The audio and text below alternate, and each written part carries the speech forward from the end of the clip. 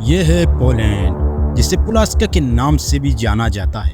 آپ میں سے زیادہ تر لوگ میری طرح پولینڈ کو اس کی نیچرل بیوٹی اور ریچ کلچر کی وجہ سے جانتے ہوں گے۔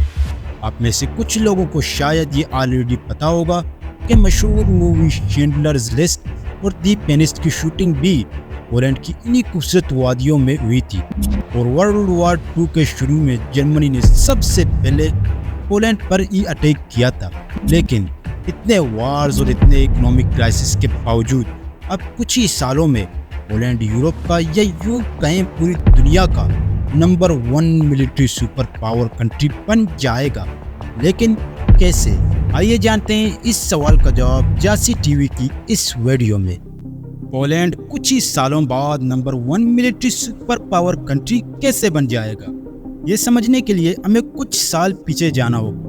ہم چلتے ہیں آج سے تقریباً 400 سال پیچھے 16 سینچری میں۔ اس دور میں کامن ویلتھ میں 11 ملین لوگ رہتے تھے اور اس کا حصہ 1 ملین اسکوائر کلومیٹرز تھا، جبکہ آج کے پولینڈ کا ایریا 3,13,930 اسکوائر کلومیٹرز ہے۔ اس دوران اسپیسیفکلی 1618 کے پولش مسک وار میں پولینڈ لیتھیونین کامن ویلتھ نے اس علاقے کے بڑے حصے کو اپنی حفاظت میں رکھا تھا۔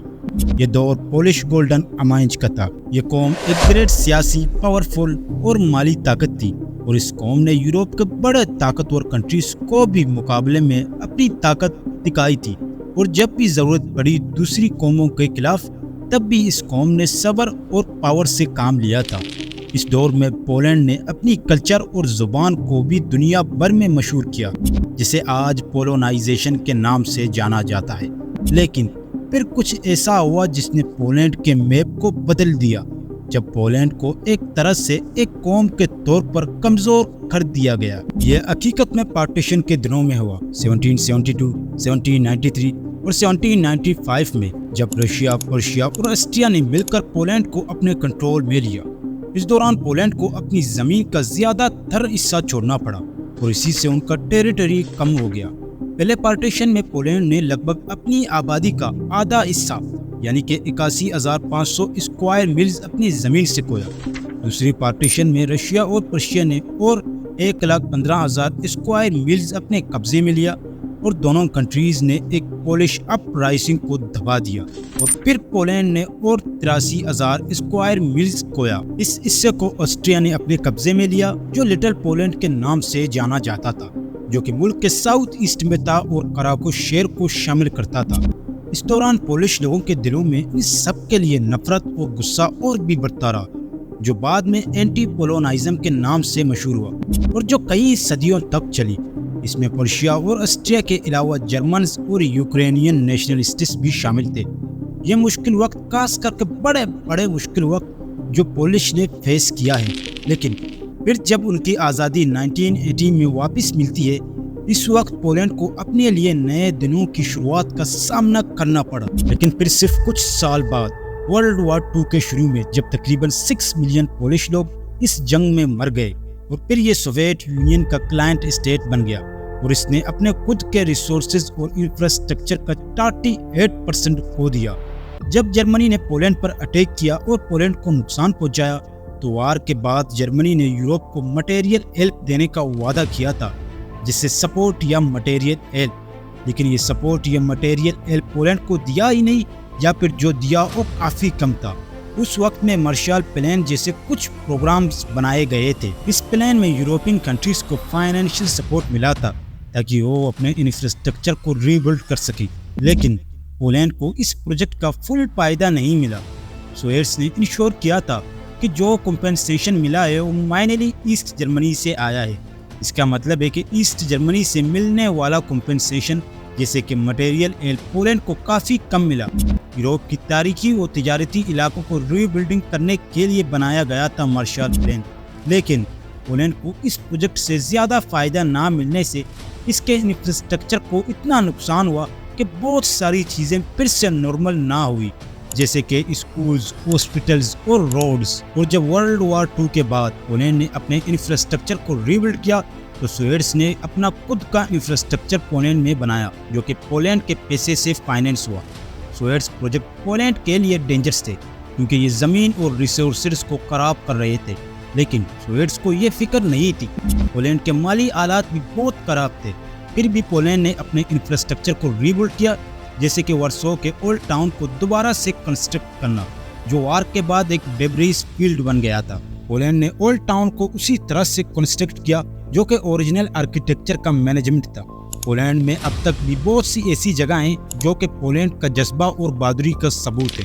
پولینڈ نے ریبلڈ کرنے کے لیے اپنے جذبات میں ایک پازیٹیو ایٹیٹیوڈ دکھایا، اور پھر 1980s میں پولینڈ کے عوام نے کمیونسٹ رول کے خلاف سولیڈارٹی موومنٹ کے تحت مل کر اسٹرائیک کیا اور پولینڈ کو فری الیکشن ملنے لگے۔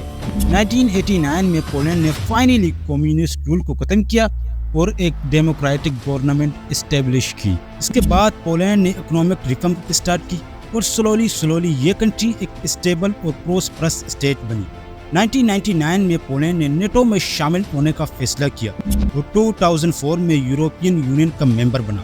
آج پولینڈ ایک امپورٹنٹ ممبر ہے یورپین یونین اور نیٹو کا۔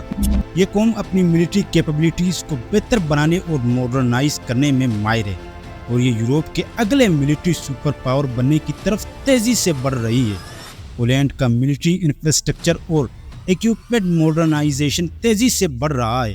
اس میں ٹینکس، ایئر کرافٹس اور ایڈوانس ویپنری شامل ہیں۔ پولینڈ نے اپنی ملٹری اسپینڈنگ کو بھی بڑھا دیا ہے، جو کہ ان کی ملٹری کیپبلٹیز کو بہتر بنانے میں مددگار ثابت ہوگا۔ پولینڈ اپنی جغرافک پوزیشننگ کا فائدہ اٹھا رہا ہے۔ اس کا مقصد ہے کہ یہ اپنی سیکیورٹی کو بہتر بنائے۔ پولینڈ کی اسٹریٹجک پوزیشننگ بالٹک سی کے قریب ہونے کی وجہ سے اسے بالٹک ریجن میں بھی ایک امپورٹنٹ پلیئر بناتا ہے۔ پولینڈ اپنی ملٹری کیپبلٹیز کے ساتھ ساتھ سائبر وارفیئر اور انٹیلیجنس آپریشنز میں بھی انویسٹ کر رہا ہے۔ یہ سب فیکٹرز مل کر پولینڈ کو یورپ کا next military super power country بنانے کے راستے پر ہیں۔ اس کی strong military capabilities, geographic positioning اور انٹرنیشنل الائنسز پولینڈ کو ایک انفلوئنشل رول دینے میں مددگار ثابت ہو سکتے ہیں، اور یہ کنٹری اپنے ترقی اور تجارت میں بھی اضافہ کر رہا ہے۔ اس میں کچھ میجر انڈسٹریز شامل ہیں، جیسے کہ مینوفیکچرنگ، انفارمیشن ٹیکنالوجی اور فارماسیوٹیکلز۔ پولینڈ ایک بہت بڑا چیز ایکسپورٹر ہے، جو کہ چیز لورز کے لیے ایک بہت بڑی بات ہے، اور ایجوکیشن سسٹم بھی کافی اسٹرانگ ہے۔ یہ کنٹری اپنی نیچرل بیوٹی اور ریچ کلچر ہیریٹیج کے لیے بھی مشہور ہے، جیسے کہ اپنے پکچرسک لینڈسکیپس اور ہسٹوریکل لینڈ مارکس کی وجہ سے، جیسے کہ کراکو، ورسو اور ویلیجکا سالٹ مائن۔ پولینڈ کا فیوچر اب برائٹ ہے۔ ایک قوم جو اپنی طاقت اور عزت کو کھوتا ہے لیکن پھر سے اٹھ کر خود کو بناتا ہے۔ آج پولینڈ ایک مضبوط اور مخلص ملک ہے جو اپنی ترقی اور تجارت میں اضافہ کر رہا ہے۔ اس کا وجہ ہے ان کا جذبہ، محنت اور ایک بڑھیا تجارت اور ترقی سسٹم کا عمل۔ پولینڈ نے اپنے اصل عزت کو واپس پا لیا ہے اور اس نے دنیا کو اپنی عظمت اور عزت دکھا دیا ہے۔ یہ ویڈیو ہمیں یاد دلاتی ہے کہ انسانی جذبہ اور محنت سے کوئی بھی مشکل کو پار کیا جا سکتا ہے۔ امید ہے ہماری آج کی ویڈیو آپ کو پسند آئی ہوگی۔ ویڈیو کو لائک، چینل کو سبسکرائب کرنا مت بھولیے۔ ملتے ہیں ایک اگلے شاندار ویڈیو میں۔